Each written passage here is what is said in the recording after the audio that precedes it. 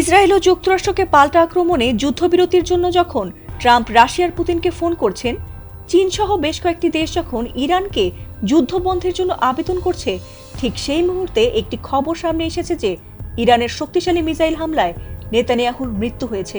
আর এই খবর যখন বর্ণনা করছেন মার্কিন এক গোয়েন্দা কর্মকর্তা, তার বরাত দিয়ে ইরানের বেশ কিছু গণমাধ্যমও নেতানিয়াহুর নিহতের খবর প্রকাশ করেছে।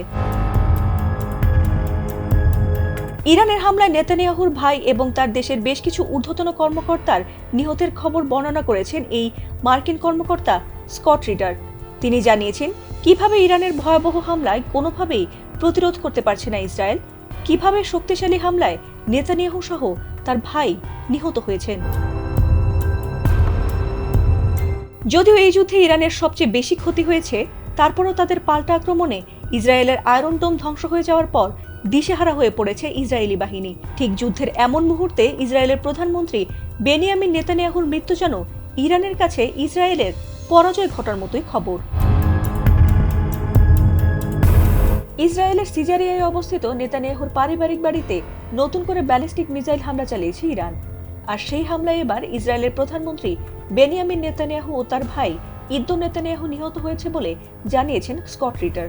এমনকি সেই হামলায় ইসরায়েলের জাতীয় নিরাপত্তা মন্ত্রী ইতামার বেন গাভিরও গুরুতর আহত হয়ে হাসপাতালে আছেন, আর তার বাঁচার সম্ভাবনাও নেই, এমনটাই জানা গেছে এই গোয়েন্দার বরাতে।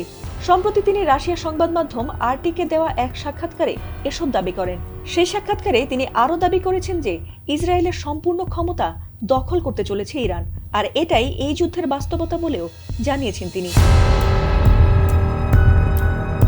এছাড়াও তার নামে একটি এক্স অ্যাকাউন্ট থেকে এসব তথ্য জানা গেছে।